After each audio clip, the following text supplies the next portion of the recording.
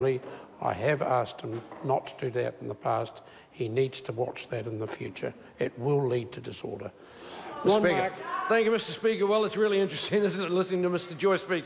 Go to West Auckland, go here, go there, go everywhere. Mr. Joyce, if the rural New Zealand is doing exactly what you think they're doing, prospering, doing well, we think, Mr. Joyce, you should go to Woodville, Masterton, Dannyburg, Parongaho, Pongaroa, because I'll tell you what rural New Zealand will tell you, Mr. Joyce, they'll tell you to go to hell, because it is not wonderful out there. It's tough. And the other place is not wonderful, Mr. Speaker. It's not wonderful within the immigration service, is it? It's not wonderful on the government benches when it comes to looking at immigration. Yesterday, the Right Honourable Winston Peters was highlighting to this House that in October last year, Ministry of Business, Innovation and Employment, Stephen Joyce's little birth child, investigator Theodore Ashton found thousands of approved residence applications prior to October 2016 could be in error because of fraudulent English testing. Fraud.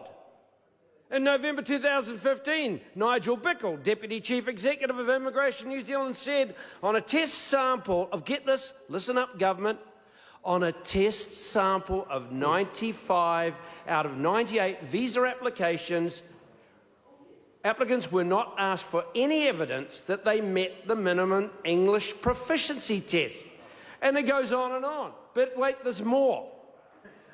When we come back to this question of unskilled migrant workers, what do we see this government do last week?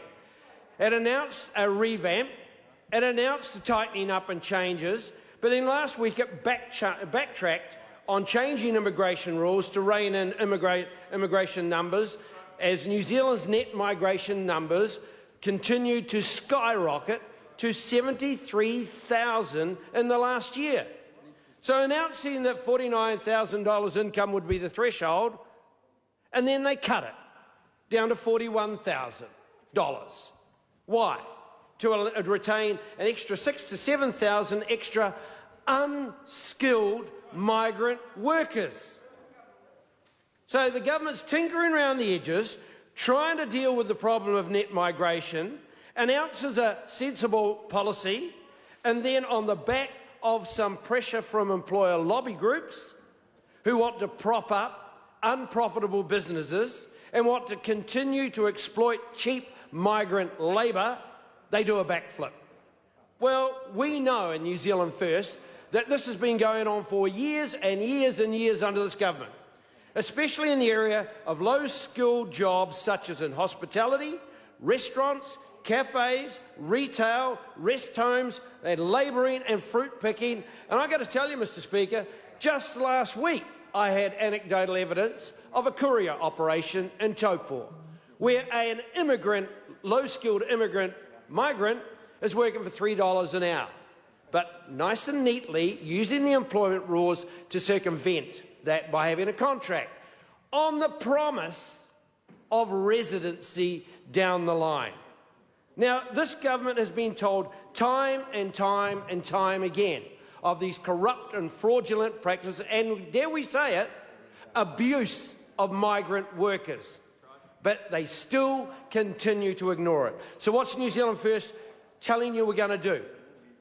After the election, when we're in government, we will slash unskilled temporary migrant workers, currently running 185,000. Now, and we will reinstate that $41,000 threshold. Extending work rights to student visas, 165,000 of them, and the associated rorting of the international school system being used as a de facto unskilled work visa and pathway to residency, we'll smash that. Family reunion for unskilled workers, we'll slash that. Restrictions on parent advisory category, we'll do that. And the government's own reports that show that family sponsors have been abandoning their elderly to burden New Zealand's very generous health and welfare system, we're going to deal to that as well. Mr. Speaker, it is absolutely appalling that this government continues to preside over immigration policy immigration rules that are killing this country and, worst of all, allowing migrant workers to be abused. That's not going to continue. Oh, the Honourable Amy Adams. Speaker, I did want to begin my contribution to the general debate by acknowledging and congratulating the MP for Mount Albert.